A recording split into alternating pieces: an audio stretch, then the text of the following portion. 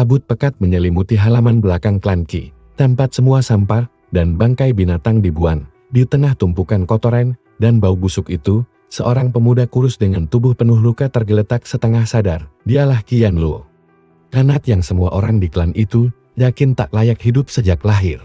Udara dingin yang menusuk membuat napasnya berembun. Setiap tarikan napas terasa seperti pisau menyayat organ dalamnya. Namun matanya terbuka perlahan dan terpampang langit kelabu yang bagai ingin menekannya sampai mati lagi. Setiap hari, kematian seperti hal biasa baginya. Di sisi lain halaman, belasan murid menonton dengan raut puas. Mereka baru saja menggantung Yanlu di pohon dan memukulnya hingga tali putus. Bagi mereka, mempermainkan Yanlu lebih seru daripada latihan. Di antara mereka, seorang pemuda tampan dengan jubah biru berdiri santai sambil memutar kipas. Dialah Qi Rongxin, kakak tiri yang selalu tersenyum lembut di hadapan para tetua. Namun dingin seperti sembilu saat menatap Yanlu. "Kamu masih hidup lagi," katanya meremehkan. "Tenang saja, aku akan pastikan itu tidak berlangsung lama." Yanlu mencoba bangkit, namun lengannya lemas. Darah mengalir dari pelipisnya, menetes ke tanah kering. Tubuhnya seharusnya sudah mati beberapa kali.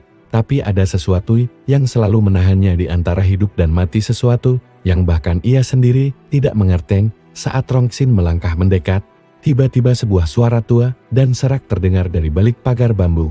"Biarkan bocah itu. Kalau dia mati sekarang, dunia akan jauh lebih cepat hancur." Semua murid menolak. Di sana berdiri seorang pria tua dengan pakaian compang-camping penuh noda tinta hitam. Orang itu dikenal di klan sebagai pengemis gila yang suka mengoceh tentang bintang jatuh dan kehancuran. Namanya Xuan Mo. Mereka tertawa, menganggap kata-katanya omong kosong seperti biasa. Namun Mo melirik Yanlu dengan mata yang redup tapi penuh kedalaman, seolah melihat sesuatu yang tidak bisa dilihat manusia biasa. "Nadi itu belum runtuh," gumamnya pelan. Kosmos masih mengawasinya. Rongxin tersenyum sinis, mendekatkan kipasnya ke wajah Yanlu. "Kalau dunia ini ingin hancur hanya karena sampah ini bernapas, maka aku akan jadi pahlawan. Aku akan menghentikan bencana itu dengan mematikannya lebih cepat." Yanlu menatap Rongxin, tapi tidak ada kebencian di matanya, hanya kehampaan yang aneh. Seperti seseorang yang sudah terlalu sering merasakan sakit, hingga semuanya terasa sama. Bibirnya bergerak pelan. "Aku tidak akan mati hari ini." Rongxin tertawa. "Kau bahkan tidak punya Qi, Yanlu." Tiba-tiba, langit mendadak bergemuruh. Semua orang menoleh ke atas. Awan hitam berputar membentuk pusaran spiral kecil tepat di atas Yanlu. Itu bukan Qi, bukan juga energi roh itu. Sesuatu yang jauh lebih tua. Mo mengangkat alisnya tinggi-tinggi. Dunia benar-benar mulai bergerak. Pusaran itu memancar cahaya redup. Hanya sesaat, namun cukup untuk membuat murid-murid merinding. Mereka tidak tahu apa itu, tapi naluri mereka berteriak. Itu bukan sesuatu yang seharusnya muncul di dunia manusia. Yanlu sendiri tidak merasakan apa-apa selain denyut sakit yang merayap dari tulang belakangnya ke seluruh tubuh. Sesak, panas, lalu dingin terlalu. Sunyi, seolah dunia menahan napas. Rongxin melangkah mundur tanpa sadar apa yang terjadi padanya. Mo menatap Yanlu seperti sedang melihat makhluk yang baru menetas dari rahim kosmos. Nadi kaisar terbalik, mulai bergerak. Dalam hitungan detik, pusaran itu menghilang, tanah kembali sunyi. Murid-murid mengira itu hanya fenomena aneh yang tidak berarti, tapi di kedalaman tanah, sesuatu merespon. Sebuah getaran samar yang hanya bisa dirasakan oleh dunia roh. Yanlu meraih tanah dengan gemetar dan memaksa tubuhnya duduk. Untuk pertama kalinya, ia mendengar suara dalam kepalanya. Bukan suara manusia, bukan suara roh, suara. Ruang itu sendiri bangkitlah. Yanlu terdiam, dan napasnya tercekat. Ia menatap tangannya sendiri, tidak berubah. Tidak ada kekuatan, tidak ada aura. Tapi kata-kata itu terukir jelas dalam kesadarannya. Mo tersenyum kecil. "Bocah, kau baru saja dipilih oleh sesuatu yang seharusnya tidur selama 100.000 tahun. Sementara itu, Rongxin menatap Yanlu dengan tatapan meri yang ia sembunyikan di balik ekspresi tenang. Untuk pertama kalinya dalam hidupnya, ia merasa ancaman nyata datang dari seseorang yang seharusnya bahkan tidak mampu berjalan. Namun Yanlu tidak memperhatikan mereka. Ia perlahan berdiri, tubuh masih goyah, tapi di matanya muncul kilatan yang tidak pernah ada sebelumnya, kilatan yang membuat udara terasa lebih berat. Hari itu, semua orang masih menganggap Yanlu sampah yang seharusnya sudah mati. Mereka tidak tahu. Mereka baru saja melihat lahirnya ancaman terbesar dunia. Suasana klan masih terasa dingin ketika fajar baru merayap di balik puncak pegunungan. Rumor tentang pusaran aneh yang muncul di atas Qianlu mulai menyebar diam-diam. Namun para murid yang menyaksikannya memilih bungkam. Sebagian karena takut dianggap berhalusinasi. Sebagian lagi karena takut hubungan mereka dengan Rongxin terganggu. Yanlu berjalan terseok-seok menuju pondok kecilnya di area paling terpencil. Setiap langkah terasa seperti ditarik ke bawah oleh beban yang tidak terlihat. Napasnya masih berat, dan suara misterius yang ia dengar sebelumnya terus bergema samar di benaknya. Dia tidak tahu apakah itu halusinasi atau sebuah peringatan dari sesuatu yang jauh di atas pemahamannya. Sesampainya di pondok rakyat itu, ia menutup pintu dan jatuh duduk di lantai. Ruangan itu kosong, hanya berisi tikar usang dan sebuah mangkuk kayu yang retak. Namun untuk Yanlu, itu jauh lebih aman dibanding halaman klan yang penuh mata benci. Ia menyentuh dadanya, tepat di atas nadinya. Nada denyut yang berbeda, tidak cepat, tidak lambat namun dalam, seperti gemuruh bumi yang mencoba bangkit. Saat ia merasakan denyut itu, tiba-tiba seluruh ruangan menjadi gelap, bukan karena matahari tertutup awan, melainkan seolah ruang di sekitarnya menyusut, udara mengerah, cahaya meredup. Yanlu terpaku lagi. Lalu sebuah retakan cahaya tipis muncul di udara, tepat di hadapannya. Seperti celah kecil yang menghubungkan dunia ini ke sesuatu yang tidak seharusnya disentuh manusia. Dari celah itu, muncul tangan besar dan bercahaya, nyaris transparan. Yanlu ingin berlari, tapi tubuhnya membeku. Tangan itu tidak menyentuhnya, melainkan menepuk dadanya satu kali lembut, namun cukup untuk membuat seluruh tubuhnya terpukul mundur. Ia terbatuk keras.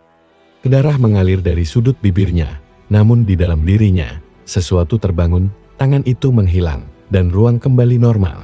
Yanlu terengah-engah, dan saat ia menunduk, di tangannya ada sebutir cahaya sebesar kacang. Cahaya itu bukan Qi, bukan roh, lebih mirip pecahan hukum dunia yang terlepas dari tempat asalnya. Fragment of what? Bisik Yanlu terpatah-patah. Sebelum ia bisa memikirkannya lebih jauh, pintu pondoknya tiba-tiba terbuka. Seorang wanita dengan mata dingin dan rambut hitam panjang masuk tanpa permisi. Ia mengenakan jubah putih dengan simbol bunga salju kecil, simbol divisi pengamatan klan Qi. Dialah Ling Zuyao. Tatapan Zuyao langsung tertuju pada pecahan cahaya di tangan Yanlu. Dalam sekejap, matanya melebar sedikit reaksi yang sangat jarang keluar dari dirinya itu. Dari mana kau mendapatkan itu? Yanlu hendak menjawab, tapi ia keburu menutup tangannya secara refleks. Cahaya itu seketika menembus kulit dan menghilang ke dalam dadanya, membuat tubuhnya bergetar seakan disetrum. Dari luar pondok, suara langkah kaki cepat terdengar. Murid-murid dan penjaga mendekat. Suara salah satu dari mereka terdengar panik. Senior Ling, kami dengar ada anomali energi di sini. Zuyao tidak menjawab. Ia masih menatap Yanlu, seperti sedang mengukur seberapa besar ancaman yang baru saja ia lihat. Yanlu, ucapnya pelan namun tegas. Apapun yang terjadi padamu hari ini, sembunyikan. Jika para tetua tahu, mereka tidak akan hanya membuangmu lagi, mereka akan membongkar tubuhmu. Yanlu menelan ludah. Aku tidak mengerti apa yang terjadi. Aku pun tidak. Zuyao menjawab lirih, tapi sesuatu yang tidak seharusnya bangun. Telah bangun bersamamu. Ia hendak pergi. Namun, saat melewati pintu, ia berhenti sejenak dan berkata tanpa menoleh, berhati-hatilah pada Rongxin. Dia mulai curiga. Setelah ia pergi, Yanlu memejamkan mata. Tubuhnya panas, namun telapak tangannya dingin. Di dalam dadanya, fragmen cahaya itu berdenyut lembut, seakan memanggil sesuatu yang lebih besar. Sementara itu, di menara tertinggi klan Qi, 8 tetua duduk mengelilingi meja batu berbentuk lingkaran. Tetua bermata tajam, Qi Wenyu, berbicara pertama. Apakah fenomena tadi pagi benar-benar bukan gangguan? Tetua yang paling tua, rambutnya putih perak dan wajahnya dipenuhi garis waktu, membuka matanya yang redup.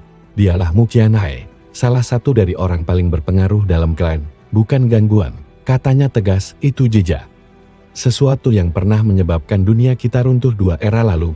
Para tetua saling menatap dengan rat gelisah. Lalu apa sumbernya? Mu Qianhai menutup matanya lagi. Itu berasal dari area barat klan, dari pondok kecil yang tidak pernah diperhatikan siapapun. Semua wajah tetua langsung berubah tegang kecuali satu, Qi Wenyu, patriark. Tersenyum samar. Pondok itu hanya tempat seorang anak yang tidak punya nadi kultivasi. Tidak mungkin, Tuan Patriark, potong Qianhai, justru karena ia tidak punya nadi. Kemungkinan itu menjadi lebih tinggi. Senyuman Wenne perlahan hilang di pondok kecil yang rapuh. Yan Luo menggenggam pakaiannya yang basah oleh keringat dingin. Dalam kesunyian itu, ia mendengar suara lebih jelas dari sebelumnya. Pecahan pertama telah kembali bangkitlah. Pewaris seluruh kehendak kosmos. Yan Luo membeku. Lalu ia berbisik pada dirinya sendiri. Dengan suara gemetar, "Aku. Apa sebenarnya aku ini?" Di luar, jauh dari pemahaman manusia, ruang bergeser sedikit. Seolah sesuatu yang telah tidur selama 100.000 tahun mulai membuka mata. Angin pagi menggulung lembut di sekitar pondok kecil, membawa bau tanah basam dan embusan udara dari hutan bambu.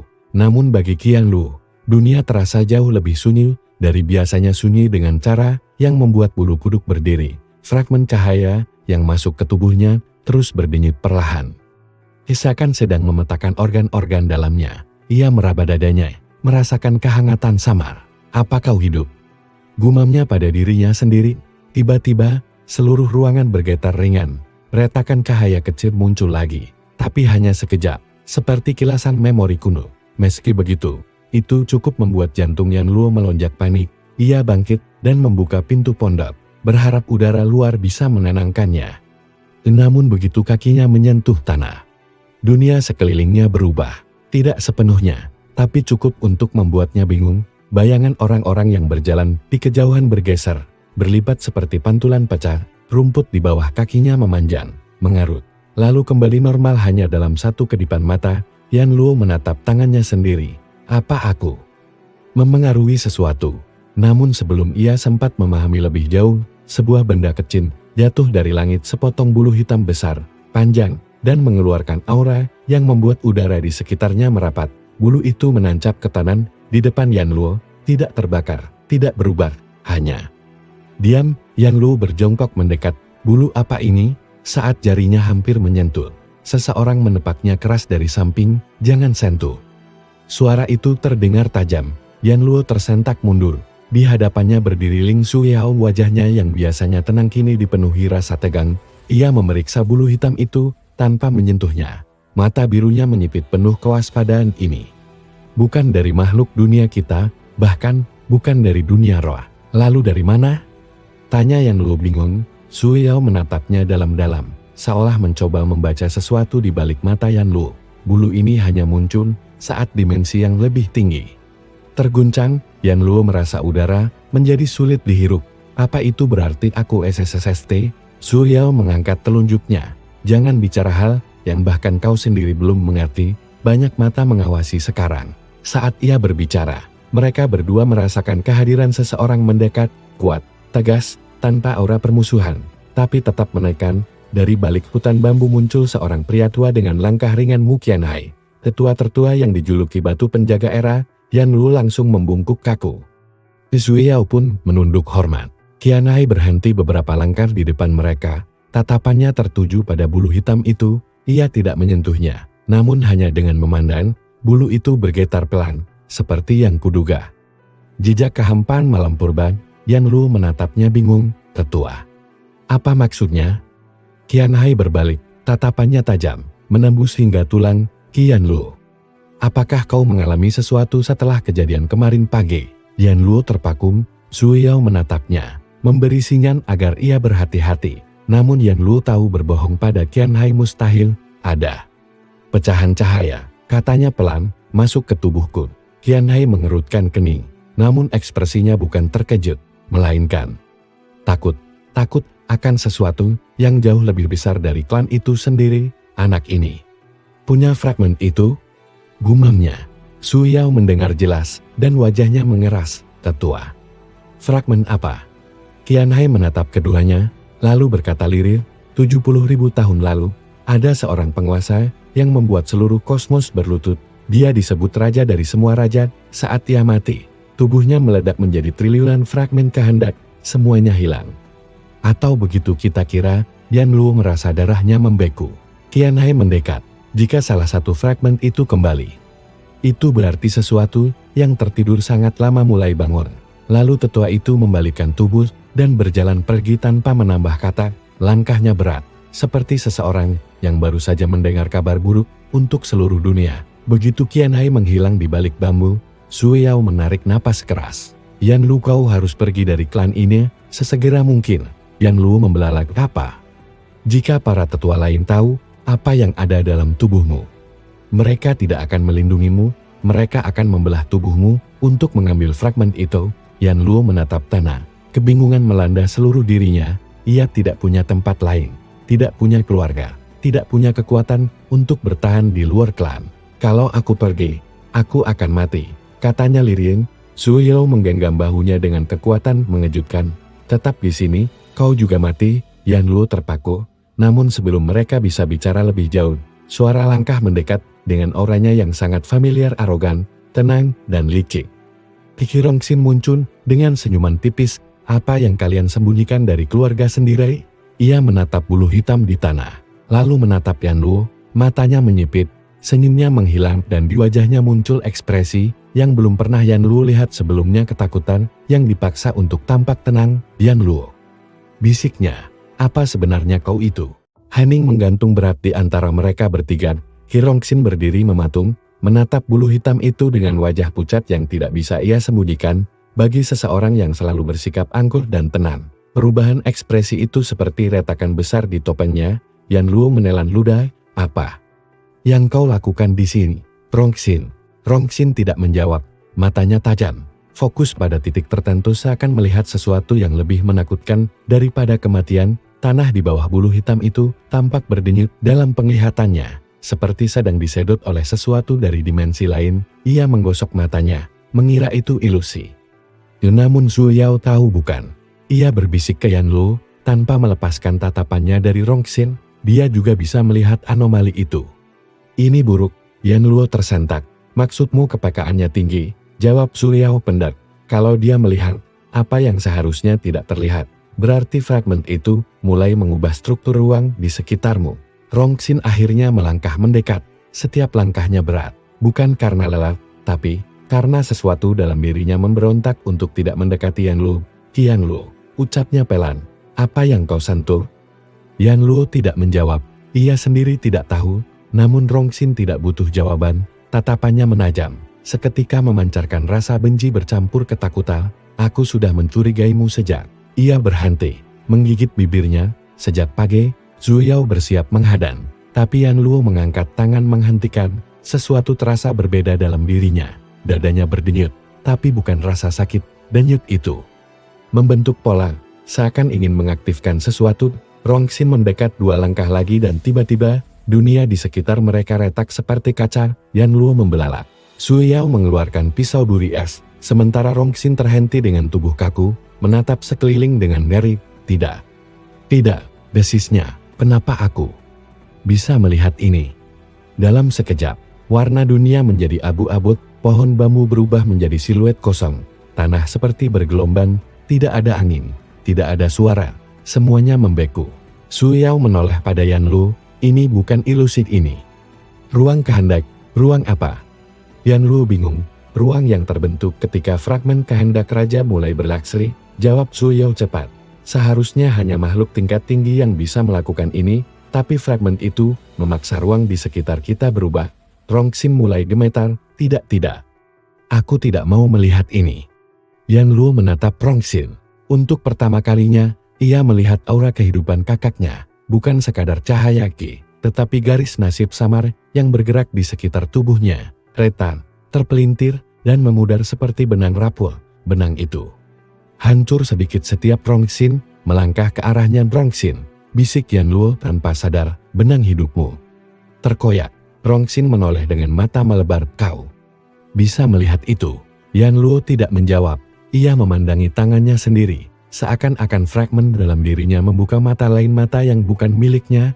Tidak mungkin, Rongxin menggeleng kerah, tidak mungkin seorang sampah seperti Mubrak. Tanah pecah di bawah kaki Rongxin, itu bukan serangan fisik, itu kehendak ruang yang mencekik nasibnya. Rongxin jatuh berlutut, menggigil seperti binatang yang disudutkan. Zhu Yao langsung meraih lengan Yan Lu, hentikan. Jangan biarkan fragmen mengendalikan emosimu. Kalau tidak. Yan Lu menatap Zhu Yao, nafasnya berat. Kalau tidak apa? Rongxin akan mati, jawab Zhu Yao lirih. Yan Luo terkejut. Ia melihat Rongxin yang berlutut. Lututnya berdarah, karena permukaan tanah berubah menjadi duri kecil transparan. Awan abu-abu di ruang kehendak itu memutar lambat-lambat, seperti mata kosmos sedang menilai hidup Rongxin. Benang nasibnya hanya tersisa satu, kata Yan Luo pelan, jika itu putus. Rongxin menoleh, wajahnya pucat nyaris seputih debu. Yan Luo tolong. Itu pertama kalinya ia memohon, tidak ada kepalsuan, tidak ada kesombongan. Murni ketakutan seorang manusia yang nyawanya dikejar sesuatu yang tak terlihat. Yang Luo menggenggam dadanya, fragmen dalam dirinya berdenyut lebih keras. Cahaya samar muncul di antara tulang rusuknya, mencoba mengambil alih persepsi dan kehendaknya. Ia menutup mata dan menarik napas panjang. Berhenti, satu kata itu cukup. Ruang kehendak berhenti bergerak. Awan abu-abu mereda, tanah kembali utuh, cahaya kembali. Dunia utuh dalam satu kedipan mata. Rongxin terkulai di tanah. Terengah-engah, Zhu Yao menarik Yan Luo menjauh. Matanya tegang. Yan Luo, katanya lirih, kau baru saja memerintah ruang. Yan Luo menatap tangannya, gemetar. Aku tidak tahu bagaimana aku melakukannya. Zhu Yao menarik napas panjang. Ini lebih buruk dari yang kupikirkan. Rongxin perlahan bangkit. Matanya berubah menjadi tatapan penuh kebencian yang membara. Bukan karena ia ingin membenci, tapi karena rasa takut yang berubah menjadi sesuatu yang jauh lebih berbahaya.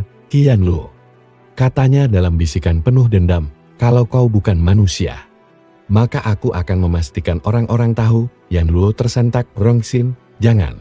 Namun Rongxin berbalik dan lari menuju pusat klan, tanpa memedulikan tubuhnya yang masih goyang. Zhu Yao memaki pelan. Sial, dia akan memberitahu para tetua. Yan Luo menatap langit. Dalam gema tubuhnya, fragmen itu tertawa pelan, suara yang bukan suara manusia. Biarkan mereka datang. Yan Luo mengepalkan tangan. Wajahnya gelap. Perburuan terhadap dirinya baru saja dimulai. Kabut lembah perlahan terangkat ketika Li Zhu berdiri di tengah lingkaran batu yang retak.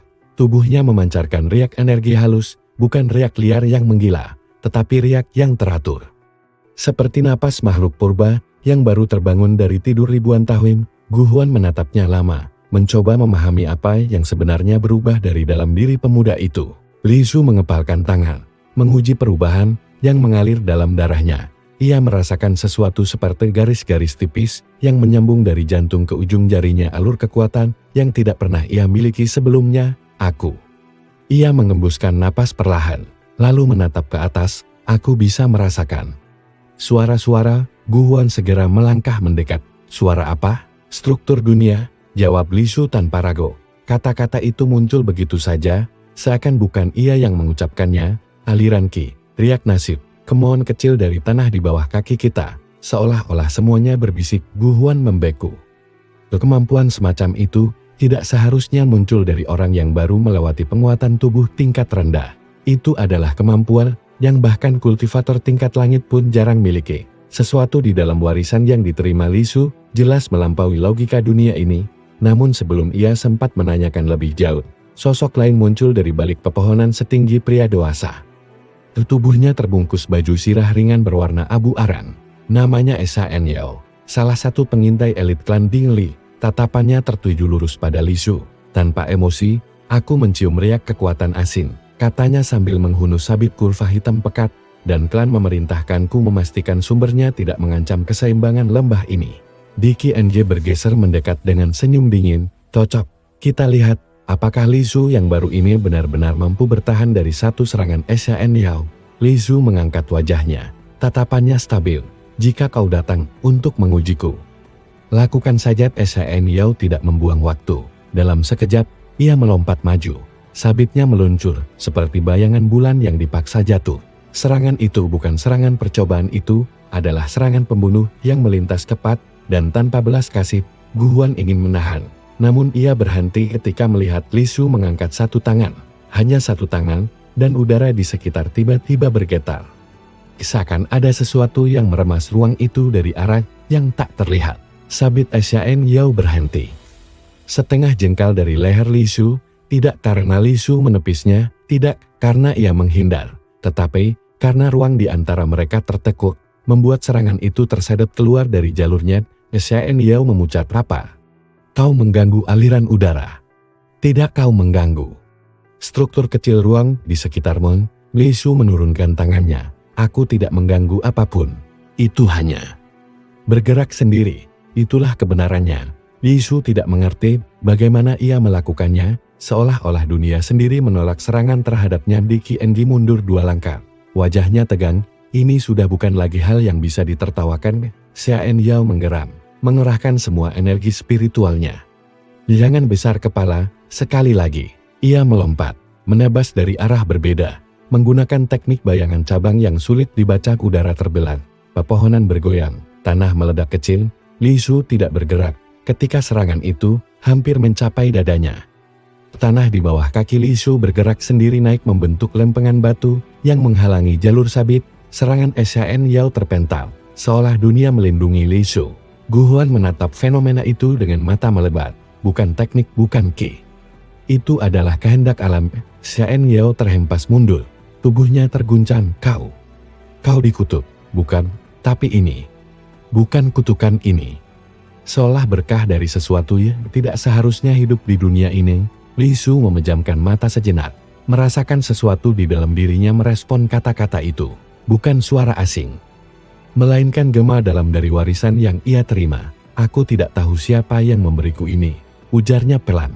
Tapi dunia sudah terlalu lama memperlakukan keberadaanku sebagai aib. Ia membuka mata, tatapannya kini dingin. Mulai sekarang dunia akan mengakuinya. Sebagai peringatan, Xian Yao menelan ludah. Aku harus melapor ini. Tidak bisa diabaikan. Dan dengan tubuh yang masih gemetar, ia mundur, menghilang dalam kabut lembab. Di Qianji menggertakkan gigi kuat-kuat. Untuk pertama kalinya, ia tidak menemukan kata-kata penghinaan yang bisa keluar dari mulutnya. Gu Huan melangkah mendekati Li Shu. Kekuatanmu tidak bermula dari bumi ini. Li Shu menatap langit, dan mungkin memang di sanalah takdirku menunggu. Ia tidak tahu apakah itu firasat atau sekadar bisikan dari warisan misterius dalam dirinya. Tapi satu hal jelas, mulai hari itu, dunia tidak lagi hanya menganggapnya sebagai orang yang tidak layak hidup. Mereka mulai takut. Kabut tipis di lembah akhirnya benar-benar mencair ketika Li Shu, Gu Huan, dan Di Qianji melangkah keluar menuju jalan setapak yang mengarah ke gerbang barat klan Dingli. Matahari baru terbit, namun awannya pecah seperti ada sesuatu yang menekan langit dari dalam. Seolah alam dunia mulai berubah mengikuti keberadaan Li Shu. Langkah pertama yang diambilnya membuat tanah bergetar sangat halus, seperti denyut kecil yang merambat jauh hingga ke 100 meter radius. Gu Huan meliriknya cemas. Kau harus belajar menutup riak kekuatanmu, jika tidak, tetua akan merasakan keberadaanmu dari jarak puluhan li. Li Shu mencoba menarik kembali energi halus yang merembes dari tubuhnya, tetapi alirannya menolak, seperti sungai liar yang hanya bisa diarahkan, bukan dihentikan. Aku masih mencoba, katanya sambil memejamkan mata, berusaha menahan dorongan kekuatan itu. Namun Di Qianji justru memandangnya dengan ketegangan yang semakin sulit disembunyikan. Kalau para tetua mengetahuinya, mereka tidak akan membiarkanmu hidup. Apa kau sadar itu? Li Shu membuka mata. Aku sadar. Itu bukan jawaban sombong. Itu suara orang yang sudah terbiasa hidup di ambang kematian. Saat mereka mendekati gerbang barat, dua penjaga dengan sirah hijau gelap 11 NJ Tui dan PNJ Ru menahan tangan mereka. Di Qianji, kami mendapat laporan energi liar muncul dari lembah. Kau melihat penyebabnya? Di Qianji membuka mulut, tapi Gu Huan mendahului.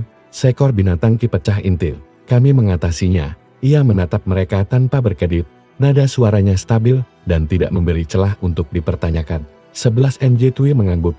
Baik, tapi tetua Zetra NG akan melakukan inspeksi hari ini. Jika ada sesuatu yang mencurigakan, kalian bertiga akan ditahan. Gu Huan hanya membalas. Kami mengerti. Mereka bertiga melewati gerbang. Namun baru beberapa langkah, Li Shu menghentikan langkahnya. Tiba-tiba jantungnya berdenyut keras, seperti disambar sesuatu dari arah timur. Cahaya samar memenuhi visinya. Bukan cahaya nyata, tapi semacam bayangan sebuah objek kuno dan raksasa yang tersembunyi jauh di tanah. Li Shu. Gu Huan memanggilnya pelan. Li Shu memegang dadanya. Ada sesuatu. Memanggil Kut. Di Qianji mengerutkan kening. Apalagi sekarang? Li Shu tidak menjawab. Dirma yang ia rasakan begitu kuat, seperti suara ribuan pedang yang bergetar dalam keheningan. Dan di antara suara-suara itu, sebuah nama melintas di pikirannya. nama yang bukan berasal dari bahasa manusia, Setaulun. Gerbang tidur raja pertama bangun datang. Ia tersentak, suara itu melemah, namun arahnya jelas puncak hitam di luar batas barat, tempat tidak ada murid klan Dingli yang berani mendekat tanpa perlindungan tetua. Gu Huan menangkap ekspresi Li Shu suara itu. Dari warisan yang kau terima? Mungkin. Li Shu meraba lengan kirinya, garis-garis halus di bawah kulitnya berdenyut seperti pola kuno yang tidak pernah ada sebelumnya, atau mungkin sesuatu yang terhubung dengannya. Di QNJ berdaham keras, kalau suaranya dari luar klan dan berasal dari tempat terlarang, itu lebih buruk lagi, kita bisa dihukum mati. Gu Huan menatap Li Shu dalam-dalam, namun ini penting, bukan? Li Shu mengangguk pelan. Gu Huan menarik napas panjang, kalau begitu, kita cari cara keluar dari klan tanpa diketahui. Tapi sebelum mereka sempat bergerak, dentuman keras mengguncang tanah. Bendera-bendera klan berkibar keras, dan lonceng peringatan berbunyi suara yang menandakan ancaman tingkat merah. Para murid dan penjaga mulai berlarian dari atas menara. Suara penjaga berteriak, makhluk bersayap hitam muncul dari barat. Mereka menuju wilayah inti. Li Shu membeko, makhluk bersayap hitam? Gu Huan pun tampak terkejut, itu jenis yang sudah punah ratusan tahun. Seharusnya mustahil. Di QND mencabut tombaknya. Apapun itu, ini bukan kebetulan. Dan lalu, dari kejauhan, bayangan melintas di langit, tubuh besar bersayap obsidian, mata seperti pecahan meteorit, dan suara geraman randa yang membuat udara tampak bergetar. Makhluk itu tidak menyerang klan. Makhluk itu turun tepat di depan Li Shu. Sosok besar itu menundukkan kepalanya, menghormat. Suara berat bergema di benak Li Shu, pewaris cahaya senja. Kau akhirnya terbangun. Seluruh halaman klan membeku, semua mata menatap Li Shu, dan seluruh dunia seakan berhenti bernafas. Ketenangan klan seketika runtuh. Para murid berlari mundur, sebagian tersungkur, karena tekanan aura makhluk bersayap hitam yang kini berlutut di hadapan Li Shu. Hanya suara embusan angin yang tersisa mengalir di antara bangunan batu dan tiang-tiang kuno seakan takut melintasi tempat itu. Makhluk itu mengangkat wajahnya, wujudnya seperti gabungan serigala dan burung gagak raksasa dengan bulu hitam legam yang memantulkan cahaya seperti serpihan kaca. Setiap gerakannya membuat tanah berderak, namun matanya dua titik merah keperakan tidak memancarkan kepuasan, melainkan kesetiaan. Li Shu menelan ludah, mencoba menjaga kewarasannya meski hatinya berdebar kencang. Kau siapa? Makhluk itu menjawab tanpa membuka mulut, menggunakan telepati yang mengguncang relung pikiran. Namaku Korhen, aku adalah pengawal ketiga dari era senja, penjaga raja tertinggi cahaya gelap. Aku merasakan jejak jiwa tuanku dalam dirimu. Dan itu adalah panggilan yang bahkan kematian tidak dapat memadamkan. Gu Huan melangkah maju, memegang bahu Li Shu. Semakin gila. Di catatan lama, pengawal era senja bukan makhluk duniawi, mereka. Mitos di QNJ hanya mematung, wajahnya membiru, makhluk itu berlutut pada Li Shu. Tidak, ini tidak mungkin, orang sepertinya hanya membawa sial, bukan? Korhen mengalihkan pandangannya pada Di QNJ. Aura tekanan turun drastis, membuat Di QNJ berlutut paksa, wajahnya pucat. Jagalah sikapmu, manusia kecil. Pewaris cahaya senja bukan sesuatu yang boleh disangsikan. Li Shu terkejut, hentikan. Jangan sakiti dia. Serunya. Refleks aura Korhen langsung mencair. Seakan patuh pada perintah sederhana itu, Gu Huan memperhatikan dengan tatapan rumit. Dia menuruti ucapanmu hanya dengan satu kalimat. Namun sebelum mereka sempat memahami situasi itu lebih jauh, suara dentuman lay terdengar dari dalam klan lebih besar, lebih berat, seolah berasal dari gunung yang bangkit dari tidur.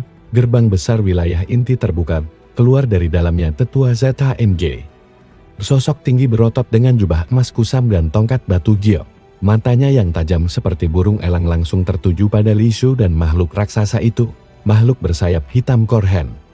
Tetua ZHNG bergumam, napasnya tercakar, itu makhluk yang hilang sejak zaman kuno, bagaimana bisa muncul di klan kami, dan mengapa ia berlutut pada seorang murid buangan? Sorakan, bisikan, teriakan panik tersebar dari kerumunan para murid yang kini mengelilingi halaman besar. Dia itu Li Shu, yang dikatakan membawa kutukan, tapi makhluk kuno menghormatinya. Apakah klan akan mengusirnya? Atau membunuhnya? Ini terlalu berbahaya. Tetua ZHNG melangkah maju, Tatapannya berubah menjadi penuh kehati-hatian, bukan kemarahan. Lisu, jelaskan padaku, apa yang kau lakukan? Apa kau memanggil makhluk ini? Aku tidak memanggil apapun, jawab Lisu jujur, ia datang sendiri. Karena sesuatu dalam diriku terbangun, Korhen mengangkat kepalanya, menatap tetua ZHNG. Tua Renta, kau tidak berhak mempertanyakan pewaris kami, pergilah sebelum aku menghapus batas hidupmu. Guhuan terkejut, Korhen, jangan. Namun terlambat, tekanan Korhen menyembur seperti badai gelap. Para murid ambruk ke tanah, bangunan bergetar, batu-batu kecil melayang. Hanya tetua ZHNG yang masih berdiri, namun wajahnya tegang, peluh dingin mengalir. Namun dalam sekejap, tekanan itu berhenti. Lisu berdiri tegap di antara mereka, menahan aura Korhen seperti menahan angin sepoi, bukan dengan kekuatan, tetapi dengan kehadirannya, seolah Korhen tidak pernah bermaksud melukainya, namun hanya patuh tanpa perdebatan. Cukup, kata Lisu, aku tak ingin ada yang terluka. Korhen menunduk, seperti kehendakmu, pewaris. Guhuan menarik Lisu ke samping dan berbisik cepat, ini buruk, sangat buruk, klan tidak akan tinggal. Dia melihat makhluk semacam ini muncul bersamamu, para tetua. Mungkin akan mulai memikirkan hal-hal ekstrem. Diki NG menelan keras, pikirannya kacau, bukan karena takut pada Lisu tapi karena ia menyadari betapa kecilnya mereka semua di hadapan kekuatan itu. Tetua ZHNG akhirnya mengatur napas dan berseru lantang, Lisu, makhluk itu, kalian harus ikut aku ke balai penilai jiwa, sekarang. Korhen mengeluarkan desisan rendah. Lisu menatap Guhuan sebentar, sebelum mengangguk pada tetua, kami ikut. Tetua ZHNG menghela napas lega, lalu berbalik. Namun Korhen membisikkan sesuatu kepada Lisu, kata-kata yang membuat tulang belakangnya menggigil. Hati-hati, pewaris, balai penilai jiwa bukan sekadar tempat pengujian. Jika mereka menduga apa yang hidup dalam dirimu, mereka mungkin akan mencoba mengunci nasibmu selamanya di ambang gerbang menuju wilayah inti. Lisu menyadari satu hal penting. Ia bukan lagi sekadar murid yang dianggap tidak layak hidup. Ia adalah ancaman bagi seluruh klan Dingli, atau penyelamat yang mereka belum siap menerima, dan perjalanan ke balai penilai jiwa hanya awal dari badai yang akan datang. Udara di wilayah inti terasa jauh lebih berat. Jalan berbatu yang mereka lintasi dipenuhi ukiran mantra kuno yang berdenyut pelan seperti nadi makhluk tidur. Lisu berjalan paling depan, diikuti Korhen yang mengepakkan sayapnya sekali-sekali, menimbulkan tekanan yang membuat murid-murid yang melihatnya gemetar dan menyingkir sejauh mungkin. Guhuan terus berada di sampingnya, mata waspada, sementara Diki NG berkeringat dingin, walau ia berusaha tampak tenang. Balai penilai jiwa akhirnya terlihat bangunan raksasa berwarna hitam obsidian, berdiri seperti monumen untuk sesuatu yang terlupakan. Pilar-pilarnya terdiri dari batu giok hitam yang retak alami, masing-masing memancarkan aura tua yang seolah pernah menyaksikan dunia runtuh dan bangkit kembali. Tetua ZHNG berhenti tepat di depan gerbang tinggi. Masuklah, jangan bicarakan apapun sebelum diminta, suaranya keras. Namun bukan bermusuhan, lebih seperti seseorang yang takut pada apa yang tidak ia pahami. Lisu mengangguk, lalu berjalan masuk. Begitu ia melangkah, pintu raksasa itu mengeluarkan gema seperti logam yang dirayapi petir. Cahaya merah tua menyala dari dalam ruangan, menerangi langit-langit yang dihiasi simbol-simbol temporal, seakan waktu itu sendiri mengalir dalam pola tersebut. Di tengah ruangan berdiri sebuah altar bundar, di atasnya, bola kristal hitam berdetak seperti jantung. Dua tetua lainnya sudah menunggu di sisi altar, Tetua Eksi, terkenal dingin dan penuh intrik, serta Tetua POJ, ahli pembacaan garis nasib. Tatapan keduanya langsung tertuju pada Lisu, bukan dengan kebencian, tetapi dengan rasa takut yang terbungkus kehati-hatian. Letakkan tanganmu di atas batu jiwa, perintah Tetua Eksi, dan makhluk itu. Ia melirik Korhen, harus berada di luar lingkar penilaian. Korhen menggeram rendah, kau tidak berhak Korhen, ikut saja, kata Lisu pelan. Makhluk itu berhenti seketika, lalu mundur dengan patut, meski sorot matanya menunjukkan ia tidak menyukai perintah itu. Lisu mendekati altar dan menyentuh batu hitam tersebut. Sentuhan pertama membuat ruangan bergetar, seolah seluruh bangunan menahan napas panjang. Batu jiwa menyerap energi dari telapak tangannya, lalu memancarkan cahaya ungu pekat yang tidak pernah terlihat sebelumnya. Tetua POJ langsung pucat, cahaya ungu neraka. Itu mustahil, itu hanya muncul jika Tetua potong action tajam. Jangan membuat kesimpulan gegabah. Tetapi batu jiwa belum selesai. Dalam hitungan detil, warna ungu itu mulai berputar, berganti-ganti intensitas, lalu berubah menjadi perak gelap warna yang tidak tercatat dalam seluruh sejarah klan. Ruangan itu gemetar, cahaya membesar, mengembang seperti kabut perak yang melilit tubuh Nejo. Hingga seluruh ruangan terisi dengan suara-suara. 1000 bisikan asing yang saling tumpang tindih. Dia adalah pewaris raja yang hilang. Bangkitnya cahaya senja. Tetua ZHNJ menggenggam tongkatnya erat. Tidak. Bukan warna itu. Tidak mungkin. Warna itu belum pernah muncul. Tanya Gu Huan Liria. Tetua POJ menggeleng cepat. Suaranya gemetar keras. Bahkan dalam catatan prasejarah pun tidak ada. Tapi cahaya perak gelap. Hanya satu hal yang cocok dengan legenda kuno. Namun sebelum ia sempat mengucapkannya, batu jiwa meledak, bukan pecah, tetapi meledak menjadi ratusan serpihan yang melayang di udara seperti debu bintang hitam. Cahaya perak menyebar dalam pola spiral yang rumit, menciptakan lingkaran besar di bawah kaki Lisu, lingkaran dengan simbol yang tampak bergerak seperti makhluk hidup. Tetua ZHNG jatuh berlutut, Ketua POJ ikut terjatuh, tubuhnya bergetar ketakutan. Tetua XI memaksa dirinya tetap berdiri, namun matanya melebar tak percaya. Ini bukan garis nasib manusia. Ini bukan kekuatan duniawi. Simbol di lantai semakin terang, menggambarkan mahkota patah, 6 matahari gelap, dan seorang raja yang berdiri sendirian melawan dunia. Gu Huan menutup mulutnya dengan tangan, terkejut tak mampu berkata. Diki NG gemetar hebat. Ini apa ini? Dan Korhen yang berdiri di pinggir lingkaran menundukkan kepala dalam posisi menghormat paling dalam yang pernah ia lakukan. Pewaris pilar pertama telah bangun, gerbang waktu senja kini terbuka untukmu. Lalu suara berat itu berbicara hanya untuk Lisu. Tapi ingat, saat kau membuka pilar keempat, seluruh dunia akan mengetahui apa dirimu sebenarnya, dan mereka akan memburumu tanpa henti. Lisu terdiam. Dunia luar penuh dengan teriakan panik dari para murid. Cahaya perak dari balai naik ke langit, membelah awan, menciptakan fenomena raksasa yang tidak bisa disembunyikan.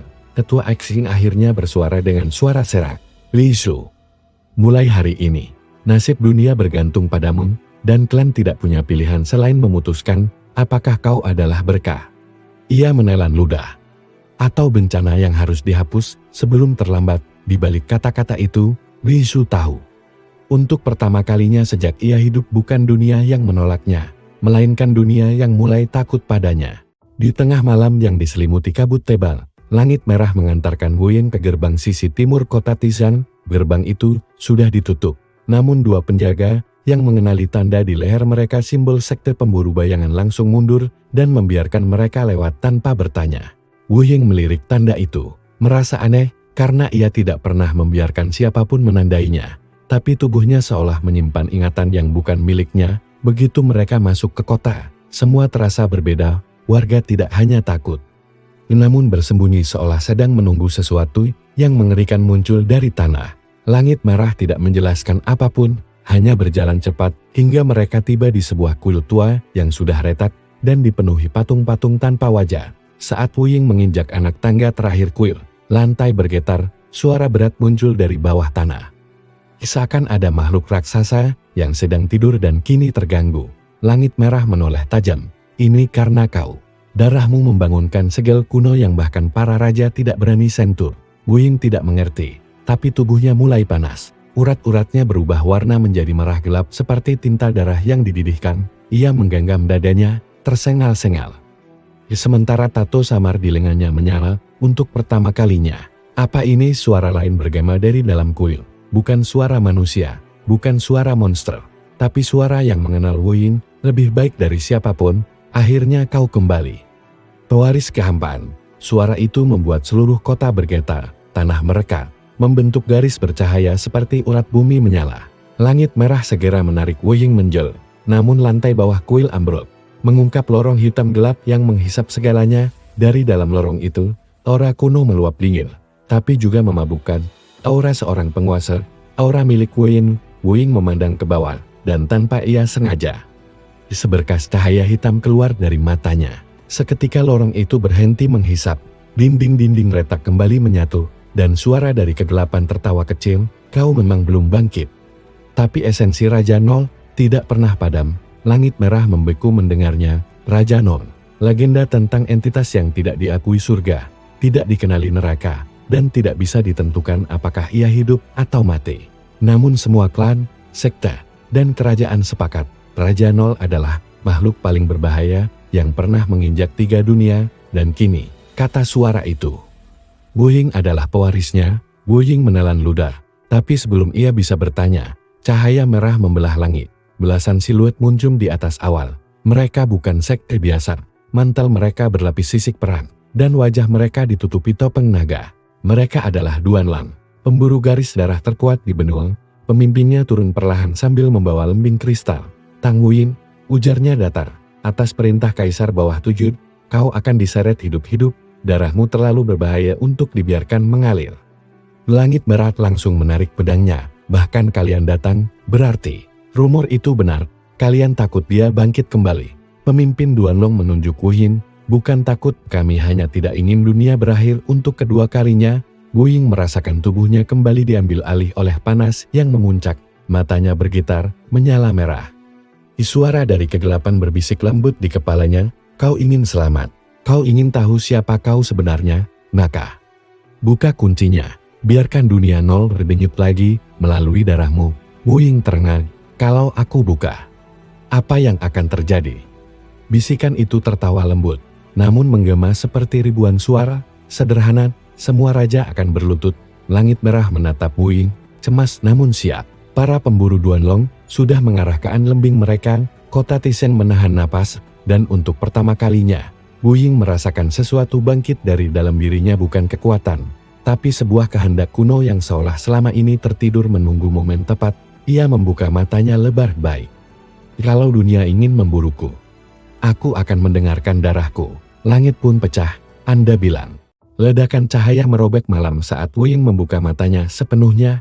Cahaya merah gelap yang muncul dari pupilnya, tidak seperti api atau energi biasa. Cahaya itu tampak seperti retakan ruang, memuntahkan bayangan hitam yang bergerak sendiri. Para pemburu Duanlong langsung membentuk formasi segal. Namun formasi itu bergetar seolah tersentuh badai yang tidak terlihat. Langit merah mundur setengah langkah, bukan karena takut, tapi karena aura Wu Ying sekarang bukan lagi aura manusia. Ia menyerupai tekanan dari dimensi yang bahkan para sesepuh enggan menyebut namanya. Wu Ying merasakan nadi di dadanya berdetak 2 kali lebih keras. Di setiap detakan menghasilkan kilatan hitam yang menabur retakan tipis di tanah. Retakan itu terbuka sedikit, memperlihatkan sesuatu seperti mata raksasa yang mengamati dari balik dunia ini. Lalu tertutup lagi seakan menunggu perintahnya. Pemimpin Duanlong mengangkat lembing kristal dan menerjang. Segelkan dia sebelum terbuka penuh. Teriakannya menggema. Namun Wu Ying mengulurkan tangan tanpa sadar. Tangan itu masih miliknya. Tapi bayangannya yang terpantul di tanah bergerak lebih dulu, memanjang, dan berubah bentuk menjadi tangan lain yang jauh lebih besar. Tangan bayangan itu memukul lambing pemimpin Duanlong hingga patah dalam sekejap. Suara keras bergema. Pemimpin Duanlong terlempar ke atap rumah 50 meter jauhnya, dan bangunan itu runtuh. Para pemburu Duanlong lain langsung melancarkan teknik mereka. Benang-benang cahaya berbentuk naga kecil melesat cepat, melilit tubuh Wu Ying dari segala arah. Begitu benang-benang itu menyentuh kulitnya, bunyi keset terdengar. Lalu benang-benang itu terbakar menjadi debu. Belum sempat mengikat apapun, langit merah memandang itu semua dengan campuran khawatir dan takjub. Wu Ying, jangan biarkan kekuatannya menelanmu. Ingat siapa dirimu. Namun suara dari kegelapan kembali berbisik, lebih kuat dari sebelumnya. Tidak biarkan dia tahu siapa dirinya yang sebenarnya. Siapa kau tidak pernah penting. Yang penting adalah siapa yang mengakuimu. Tiba-tiba tubuh Wu Ying berhenti bergerak. Kepalanya tertunduk, aura hitam berhenti menyembul. Lalu mengumpul ke titik di telapak tangannya, membentuk simbol melingkar yang rumit seperti roda dengan 32 ukiran kecil. Simbol itu berputar. Dan setiap putaran memutar bayangan dunia sekitar. Para pemburu Duanlong kaget itu. Roda nol. Bukankah artefak itu sudah dimusnahkan 900 tahun lalu? Roda nol terus berputar, dan dunia seolah ikut berputar. Angin berhenti, suara hilang. Bahkan detak jantung para pemburu melambat seperti terperangkap dalam kaca. Satu persatu mereka tersungkur. Bukan terluka, namun terpaku pada tanah, seakan gravitasi menolak membiarkan mereka berdiri. Hanya Wu Ying yang tetap tegak, dan hanya langit merah yang tidak terpengaruh. Wu Ying mendongak, matanya kini seperti dua rembulan hitam. Apa yang kulakukan? Langit merah mendekat, kau tidak membunuh mereka, kau hanya menekan kehendak mereka. Roda Nol adalah otoritas tertinggi di atas jiwa. Ia menatap Wu Ying dalam-dalam. Tapi jika kau terus membiarkannya bekerja tanpa kesadaran, kekuatan itu akan mengambil alih tubuhmu. Wu Ying menggigit bibir hingga berdarah. Lalu bagaimana cara menghentikannya? Sebelum langit merah menjawab, tanah di bawah Wu Ying bergemuruh. Bayangan dari retakan tipis tadi kembali muncul, kali ini jauh lebih besar. Dari dalam retakan itu, sebuah sosok samar keluar. Tidak memiliki wajah, namun memiliki bentuk manusia dengan jubah berkibar seolah berada dalam badai yang hanya ia sendiri yang rasakan. Sosok itu menatap Wu Ying. Meskipun tanpa mata, Wu Ying merasakan tatapan itu langsung menusuk ke inti jiwanya. Pewaris, kau memanggilku lebih cepat dari seharusnya. Langit merah langsung menghunus pedangnya. Itu bukan sekadar bayangan. Itu penjaga pintu dunia nol. Sosok itu mengangkat tangannya, dan dunia tiba-tiba terasa lebih sempit. Seolah seluruh kota Tiseng berada di dalam genggamannya. Kau membuka kunci pertama. Tanpa persiapan, maka sebagai konsekuensinya, ia menunjuk langsung ke dada Wu Ying. Kau harus menerima fragmen ingatan Raja Nol. Sebelum Wu Ying bisa bertanya, fragmen itu masuk. Tubuhnya remuk di dalam, meski luarannya tetap utuh. Ia melihat kilatan masa lalu perang hitam yang melumat benua. Raja-raja yang berjalan selayaknya semut di hadapan satu makhluk tunggal. Dan sosok yang berdiri di puncak kehampaan, menantang tiga langit, itu adalah sosok yang sama persis dengan dirinya. Wu Ying jatuh berlutut. Darah mengucur dari sudut mata, hidung, dan telinga. Siapa sebenarnya aku? Penjaga pintu itu menjawab pelan, namun bergema bagai guntur. Kau bukan seseorang yang dilahirkan, kau adalah seseorang yang dibangkitkan kembali. Dunia tidak ingin kau ada, tapi darahmu menolak dilupakan. Langit merah memeluk tubuh Wu Ying yang hampir tumbang. Bertahan. Jangan biarkan ingatannya menghancurkanmu. Namun di tengah rasa sakit yang menelan kesadarannya, Wu Ying melihat satu visual terakhir Raja Nol sedang dikhianati oleh para raja lain. Termasuk seseorang yang sangat mirip dengan langit merah. Mata Wu Ying melebar, dan kesadarannya pun padam. Anda bilang, kegelapan menelan segalanya, tidak ada suara, tidak ada tubuh, tidak ada dunia, hanya kehampaan pekat yang terasa seperti laut tanpa dasar. Di tengah kehampaan itu, Wu Ying terombang-ambing, tidak tahu apakah ia sedang tertidur, mati, atau terperangkap di antara keduanya. Namun satu hal pasti, ingatan Raja Nol masih menggores kesadarannya. Ia melihat kembali bayangan terakhir sebelum ia pingsan, sosok yang sangat mirip langit merah, berdiri di antara raja-raja yang menikam Raja Nol dari belakang, mengunci tubuhnya di dalam segel abadi. Gambaran itu begitu kuat. Seakan waktu yang terbelah menjadi dua kembali disatukan tepat di depan mata Wu Ying. Tidak mungkin. Wu Ying berbisik dalam kegelapan yang tak memiliki udara. Langit merah mengkhianatiku. Tiba-tiba ruang gelap terbelah oleh garis cahaya tipis, seolah seseorang merobek langit malam dengan pisau. Dari celah itu, sesosok tangan muncul, lalu menarik Wu Ying keluar. Wu Ying terbatuk keras, kembali merasakan tubuhnya dingin, berat, dan penuh luka batin yang tidak bisa dilihat. Ia membuka mata perlahan. Ia berada di sebuah ruangan kecil yang dipenuhi lilin warna biru. Aroma pahit ramuan obat memenuhi udara. Di samping tempat tidurnya, duduk langit merah, namun ada yang berbeda. Ia tidak sedang memakai jubah hitam pemburu bayangannya. Yang ia kenakan adalah pakaian putih lusuh, seolah ia tidak tidur semalaman dan merawat Wu Ying tanpa henti. Ketika melihat Wu Ying sadar, mata langit merah langsung menyala lega. Akhirnya kau. Hampir tidak kembali, Wu Ying merasakan jantungnya berdebar, bukan karena sakit, tapi karena konflik. Ia ingin menuduh langit merah sebagai pengkhianat. Tapi ia juga ingin percaya bahwa orang di depannya ini masih berada di pihaknya. Berapa lama aku tidak sadarkan diri? Suara Wu Ying serak. 2 hari, jawab langit merah.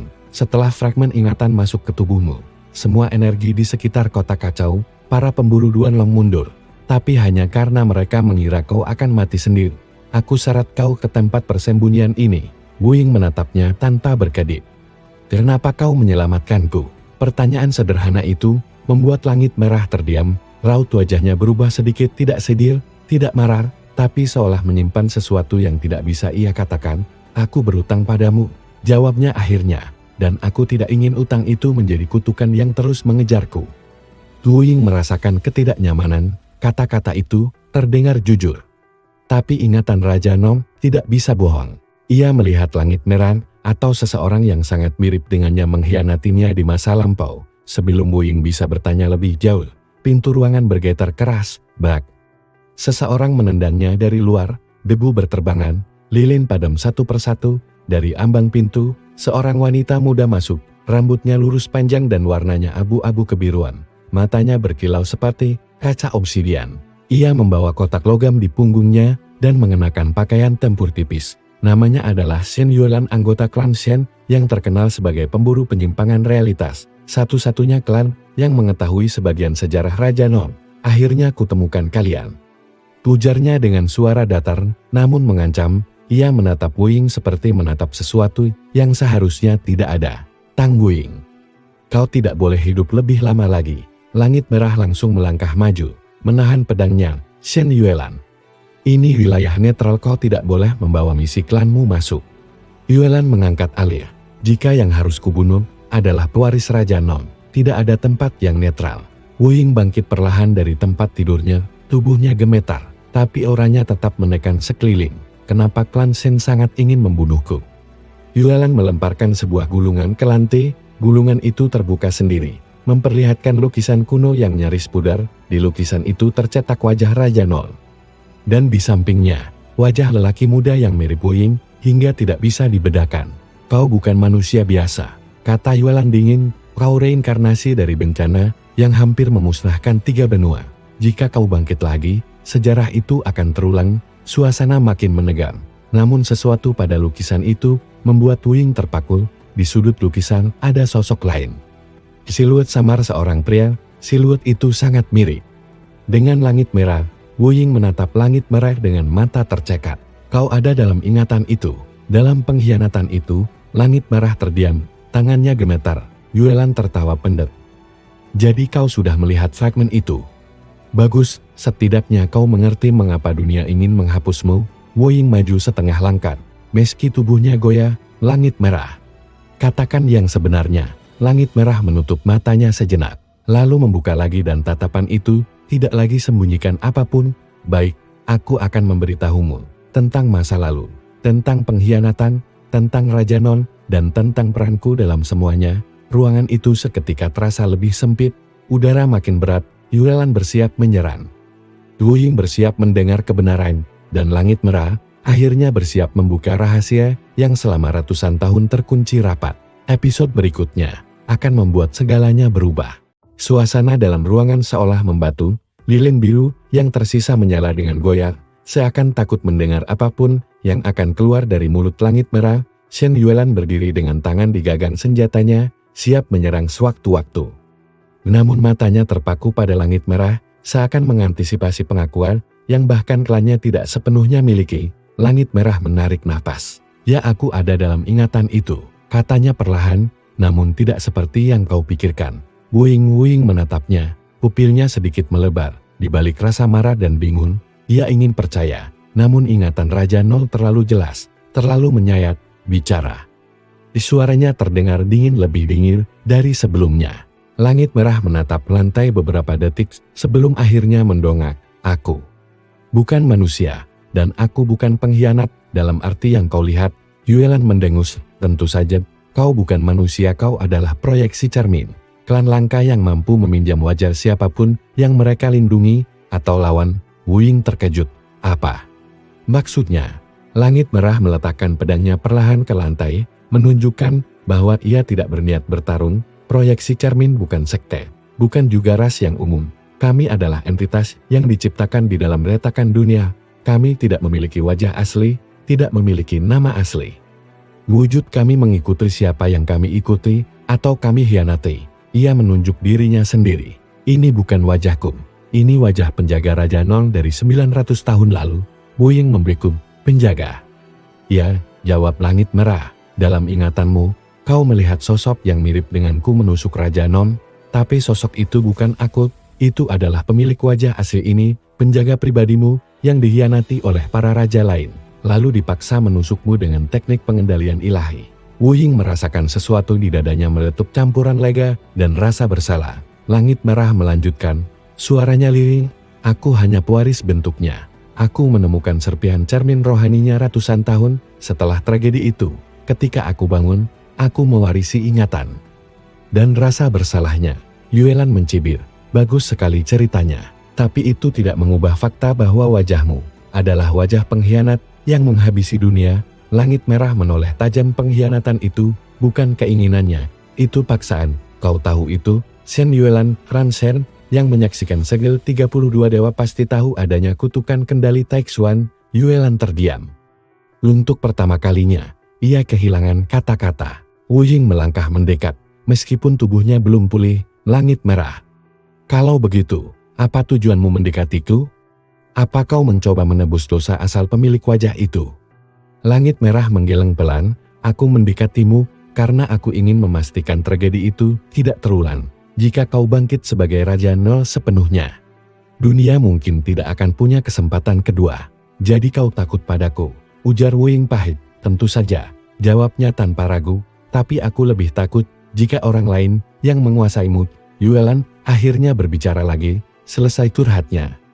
Bagus, karena aku tetap di sini untuk membunuhnya. Ia mengambil kotak logam besar di punggungnya, membuka kuncinya. Dari dalam kotak itu muncul sebuah busur mekanik kuno dengan 3 lapis ukiran ron biru yang menyala. Wu Ying mengenal aura senjata itu penggiling jiwa. Yuelan mengangguk. Senjata anti kebangkitan dibuat khusus untuk menghancurkan entitas yang tidak boleh kembali ke dunia. Seperti kau. Langit Merah langsung berdiri di depan Wu Ying. Kau harus melewati aku dulu. Yuelan menarik string busurnya. Meski berat, namun ia memaksanya. Ujung panah hitam muncul dari pusaran energi, bergerak tak beraturan seakan menghirup jiwa siapapun yang melihatnya. Jangan coba-coba, Langit Merah, ujar Yuelan tajam, kau bukan tandinganku dalam ruangan sekecil ini. Tetapi sebelum panah dilepaskan, udaranya berubah. Semuanya mendadak sunyi, hening, terlalu hening. Seolah dunia berhenti bernapas, lilin biru padam dengan sendirinya. Bayangan di dinding merapat ke lantai, lalu tercerai seperti kabut hitam. Dan dari sudut ruangan, retakan kecil muncul mirip dengan retakan yang muncul ketika roda nol berputar, namun lebih terkontrol dan halus. Retakan itu melebar. Dan seseorang keluar, bukan bayangan, bukan roh, tapi sosok manusia yang tampak utuh, mengenakan jubah gelap dengan simbol roda terbalik di dadanya. Wajahnya adalah wajah Wu Ying, namun lebih tua, lebih tajam, dan auranya jauh lebih menakutkan. Shen Yuelan langsung mundur. Kau siapa? Sosok itu tersenyum tipis. Aku adalah kemungkinan yang pernah ada, bayangan yang tersisa dari raja yang kalian kubur hidup-hidup. Ia menatap Wu Ying dengan mata penuh nostalgia kelam. Aku adalah ingatan hidup dari Raja Nor, bukan bayangan, bukan jiwa, tetapi dirimu yang belum terbangun. Wu Ying membeku. Langit Merah menegang, memegang pedangnya erat-erat. Yuelan gemetar, tak mampu menarik busurnya lagi. Sosok itu berjalan maju. Mari, Tang Wu Ying, katanya lembut, namun suaranya mengguncang jiwa. Aku datang untuk menjemput bagian diriku yang hilang, yaitu kau. Dan seluruh dunia terasa runtuh dalam sekejap. Runtuhan Katedral Hening masih bergetar oleh ledakan sebelumnya ketika Sai Himu berdiri di tengahnya. Napasnya terhenti sesaat melihat retakan ruang yang perlahan menutup. Asap tipis mengepul dari lengan kirinya. Kulitnya tampak mengelupas sedikit seperti sedang menolak sesuatu yang baru saja memakannya dari dalam. Namun matanya memancarkan ketenangan yang justru membuat semua orang yang menyaksikannya bergidik. Di atas reruntuhan, Shimaru merasakan bulu kuduknya meremang. Kekuatan itu bukan milik dunia ini, gumamnya, hampir berbisik. Ia baru saja menyaksikan Himu mengaktifkan sesuatu yang hanya ada di legenda jantung Ningxia. Inti yang katanya pernah membuat satu dinasti hancur hanya karena salah orang yang menyentuhnya. Namun Himu tetap berdiri tegak, tidak tersenyum, tidak bangga, justru hening. Seolah sedang mendengar bisikan dari sesuatu yang lebih tua dari dunia. Dari balik kabut batu dan debu, suara berat bergema. Jadi kau benar-benar membangunkannya. Anak buangan dari Kan saat itu adalah suara Wu Qinghai. Kini tanpa jubah ritualnya, tubuhnya penuh luka, Tetapi di balik luka-luka itu muncul garis-garis hitam keunguan yang tak pernah Shimaru lihat sebelumnya, tanda pecahnya fana meridian tingkat terakhir. Yimu mengangkat wajahnya. Kau mengira aku ingin menggunakannya? Suaranya datar. Kau memaksaku. Qinghai tertawa.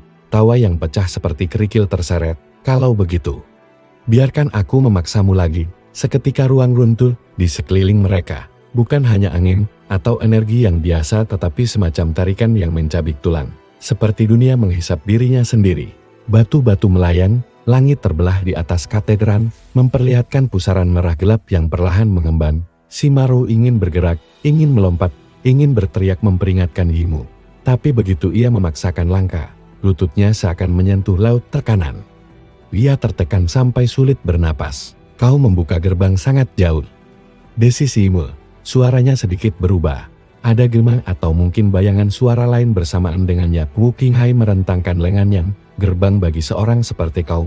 Pantasnya kau tidak hidup di dunia ini. Gerbang itu retak, dan dari retakan mengintip sesuatu yang tidak memiliki wujud yang dapat dijelaskan.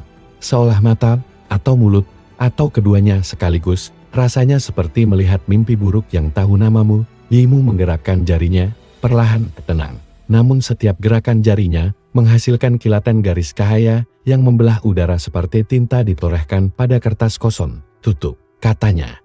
Tetapi gerbang itu tidak menutup, justru membesar. Qinghai berteriak, tidak bisa ditutup setelah disentuh oleh pemilik jantung Ningxia. Kau membuka jalan bagi hal yang bahkan aku tak bisa jinakkan. Shimaru akhirnya berhasil menggerakkan tubuhnya sedikit.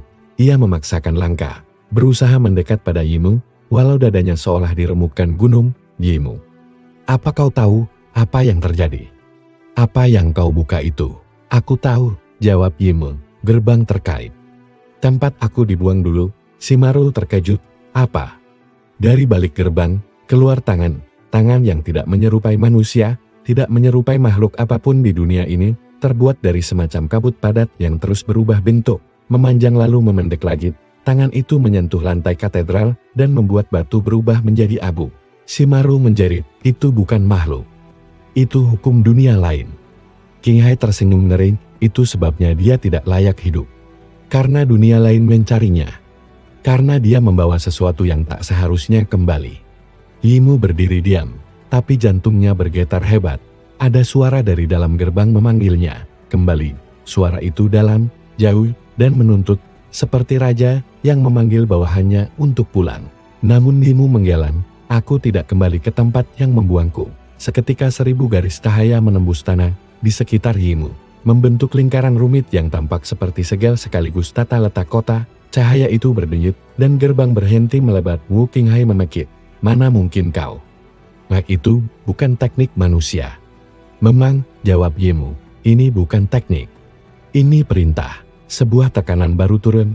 Shimaru merasakan seakan jiwanya ditarik ke belakang tengkoraknya. Qinghai terjatuh berlutut, mulutnya ternganga ketakutan. Tangan di balik gerbang menegang, tak bisa lagi maju. Yimu menatap gerbang itu. Dunia ini bilang aku tak layak hidup. Tapi kalian lupa satu hal, cahayanya menggelegar. Aku tidak hidup di bawah perintah siapapun. Gerbang retak, bluru, menjerit, dan akhirnya pecah menjadi abu yang diseret angin. Shimaru terjatuh. Wu Qinghai muntah darah. Seluruh katedral hening roboh untuk kedua kalinya dalam sejarah.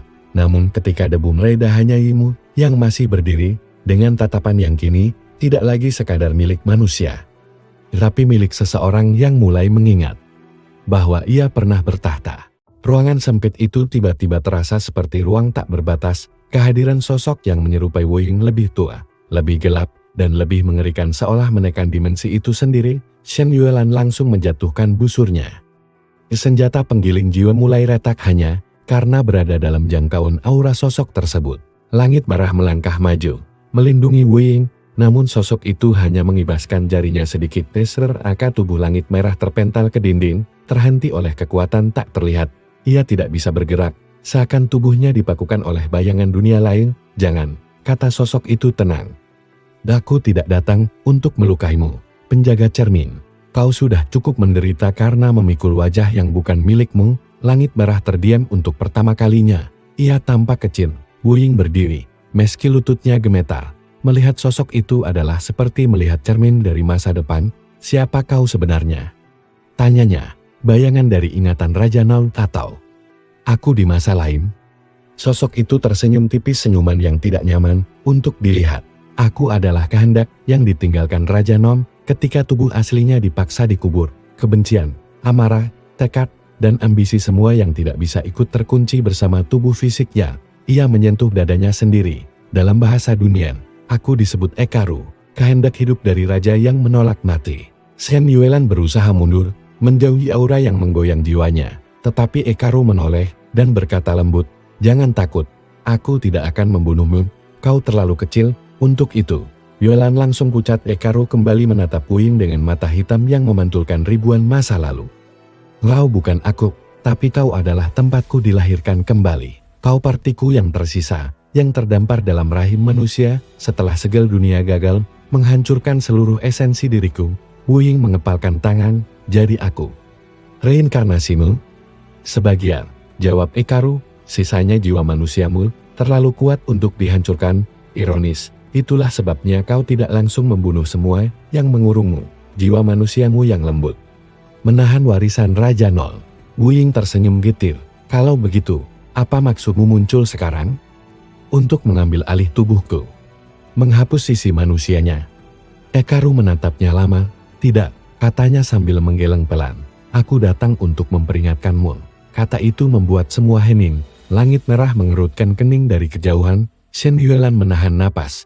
Wu Ying menatap Ekaru penuh curiga. "Peringatan tentang apa?" Ekaru mengangkat tangannya dan membentuk simbol lingkaran hitam, lalu menekannya ke udara. Ruangan berganti, lilin-lilin lenyap, tembok menghilang. Dunia berubah menjadi hamparan dataran hitam dengan langit terbalik, bintang-bintang berada di bawah kaki mereka. Berputar seperti pusaran air tanpa batas, di tengah dataran itu berdiri pintu emas raksasa, retak, berdarah, berdenyut. Langit merah menjerit tertahan itu. Segel tertinggi surga. Satu-satunya segel yang dibuat oleh 32 dewa dan 72 raja untuk menahan tubuh Raja Nol selamanya. Ekaru menunjuk pintu itu, "Retak ini tak seharusnya muncul sampai 1 abad lagi. Tapi sekarang retaknya sudah seluas ini." Ia menatap Wu Ying lurus-lurus. "Ini berarti seseorang sedang berusaha membangkitkan tubuh Raja Nol." Shen Yuelan membeku.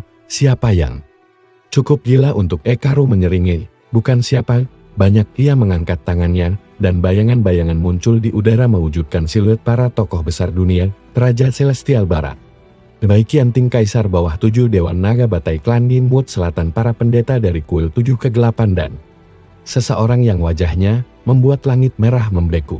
"Tidak," bisik langit merah itu. "Itu wajah ayahku." Sosok lelaki dengan mata tajam dan rambut perak berdiri di tengah kelompok itu. Sosok yang bahkan langit merah sendiri sudah lama tidak ingin ingat. Ekaru menurunkannya lagi. Masing-masing dari mereka memiliki alasan berbeda, ambisi, takut, kekuasaan, atau ingin menggunakan tubuh Raja Nol sebagai senjata. Wu Ying mengertakkan gigi. "Kalau mereka berhasil membangkitkan tubuhmu," Ekaru menyelesaikan kalimatnya, "maka kau, jiwa manusiamu, akan menghilang, dan aku akan kembali menjadi aku sepenuhnya, penguasa tunggal dunia." Langit merah menatap Ekaru dengan tatapan penuh kebencian. "Lalu kenapa kau memperingatkan Wu Ying? Bukannya itu yang kau inginkan?" Ekaru menatapnya lama. Lalu ia tertawa pelan. Tertawa yang menggores jantung siapapun yang mendengarnya. "Karena aku ingin dia bangkit sebagai dirinya sendiri, bukan sebagai boneka para raja. Aku ingin pewaris Nol bangkit tanpa kendali. Siapapun." Ia menoleh pada Wu Ying. "Hanya kau yang bisa menghentikan kebangkitan tubuhku dan menentukan nasibmu sendiri." Wu Ying bingung. Bagaimana caranya? Dengan menemukan 3 inti 03 pecahan esensi yang dulu diambil dari Raja Nol sebelum disegel. Jika kau menyatukannya, kau tidak akan lagi menjadi reinkarnasi setengah matang. Kau akan menjadi utuh, bukan aku. Dan bukan manusia biasa, sesuatu yang baru. Shen Yuelan menatap Wu Ying ngeri. Kalau dia menyatu, apa yang akan terjadi? Ekaru menjawab tanpa ragu, dunia akan memiliki raja baru. Wu Ying menatap Ekaru dengan tatapan kompleks, takut, bingung, marah, namun juga tertarik. "Kenapa aku harus percaya padamu?" Ekaru mendekat, berhenti tepat di hadapan Wu Ying. Wajah mereka hanya terpisah 1 inci. "Karena aku adalah masa depan terburukmu," katanya dalam bisikan yang mengguncang jiwa. Dan jika kau tidak bergerak cepat, kau akan digantikan oleh sesuatu yang jauh lebih buruk daripada aku. Ia menepuk bahu Wu Ying. Bangunlah, pewaris, dunia sedang bergerak menuju kehancuran. Kedua Ekaru memudar, meninggalkan ruang dunia retak, membawa serta suara terakhirnya. Cari inti pertama di lembah Sunyi Heiyin. Sebelum para raja menemukannya, dunia kembali ke ruangan sempit itu. Wu Ying terhuyung. Langit merah terlepas dari cengkeraman bayangan. Shen Yuelan menatap bahunya busur, penggiling jiwa hancur menjadi debu. Wu Ying memegangi dada, napasnya berat, dan ia hanya bisa berkata satu hal. Kita harus pergi sekarang. Debu katedral Hening baru saja turun ketika sinar matahari menerobos celah reruntuhan, menyorot tubuh Sai Yimu yang berdiri tegak di tengah kehancuran. Tubuhnya nyaris tak terluka, namun aura yang mengalir dari balik kulitnya bukanlah aura seorang kultivator, bukan pula aura makhluk fana. Itu seperti gema dari sesuatu yang pernah menguasai lautan waktu. Shimaru terperangah. Yimu, kau, apa yang sebenarnya kau adalah? Suaranya bergetar, bukan karena takut, tapi karena dinding kenyataan yang baru saja retak di depan matanya. Yimu memutar sedikit kepalanya, menatapnya. Aku tidak tahu semuanya, namun ingatan mulai kembali pecah, seperti serpihan kaca yang tersusun lagi. Napasnya terdengar berat, bukan kelelahan fisik, tetapi kelelahan dari menahan sesuatu yang terlalu besar. Wu Qinghai berlutut, tubuhnya gemetar hebat. Ia menatap Yimu seperti menatap matahari yang sedang meledak. Tidak mungkin. Kau seharusnya tidak ada. Raja itu seharusnya telah dilenyapkan. Dunia ini sepakat menyingkirkannya. Dunia yang mana? Tanya Yimu pelan, pertanyaan yang terdengar tenang, namun membuat seluruh udara menggigil. Tiba-tiba tanah di sekitar mereka bergetar, reruntuhan naik dan turun seperti dada raksasa yang sedang bernapas. Dari bawah tanah, muncul garis-garis bercahaya yang memanjang membentuk pola lingkaran raksasa. Shimaru segera mengenalinya. Tidak. Itu formasi 10 penghakiman. Ini bukan buatan manusia. Qinghai ini dipasang para pengamat. Qinghai menjerit. Merekalah yang memutuskan. Hidupmu adalah ancaman. Maka dunia ini harus menyelesaikan pekerjaannya. Dari langit, 10 cahaya turun, masing-masing membawa tekanan setara negeri immortal yang runtuh. Mereka bukan sosok fisik, mereka adalah bayangan besar, sama, tanpa wajah. Namun setiap satu dari mereka memancarkan otoritas yang tidak dapat dilawan. Shimaru mundur beberapa langkah, pengamat. Entitas yang mencatat jalannya dunia.